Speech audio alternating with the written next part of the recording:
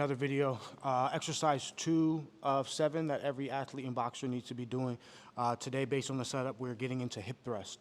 Now, what is hip thrust from a layman's standpoint, or just from an easier way to understand it? It is hip extension in the horizontal plane, and the reason why we are in a horizontal plane is because we want to focus on a muscle group, and it is our glutes. Now, when we're doing it as an athlete and a boxer, we are not concerned about glute growth the same way that a woman would who wants to go ahead and grow their glutes, or anybody, bodybuilder as well, who wants to grow that muscle group. We are more concerned about strength, and that's for the reason why I, once again, shout out to Cal Dietz, why I use our compound list for complex training. So I would pair the hip thrust with a low-level plyometric or a higher plyometric, something athletic or sports-specific to pair with this strength exercise.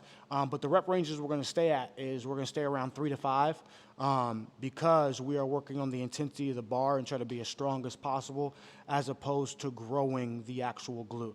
Because it's not going to be one exercise, it's not going to be one rep, it's not going to be one drill, it's not going to be one trick that gets you to where you need to be. It's going to be an entire system over time. So let's get into the hip thrust for you guys. I already have the bench here, I already have the bar loaded because I want to save you guys some time. So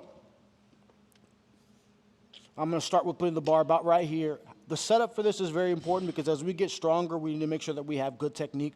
Most people get injured before they actually start the rep and after because they don't include that as intentional for how they need to start with things. So before I even get into my first set, I need to make sure that my body is braced and that my core is locked in and I'm tight and I'm ready for the activity I'm about to go through.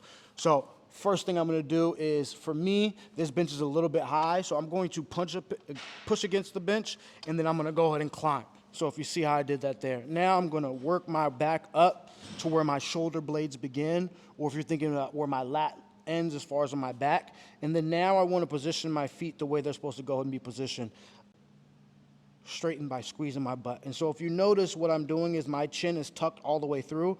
The reason why that is because I don't want to overextend in my spine.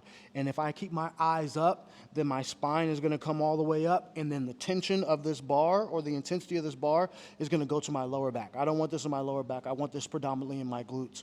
The other variation that we can go through is single leg hip thrust. Now, I always talk about symmetry.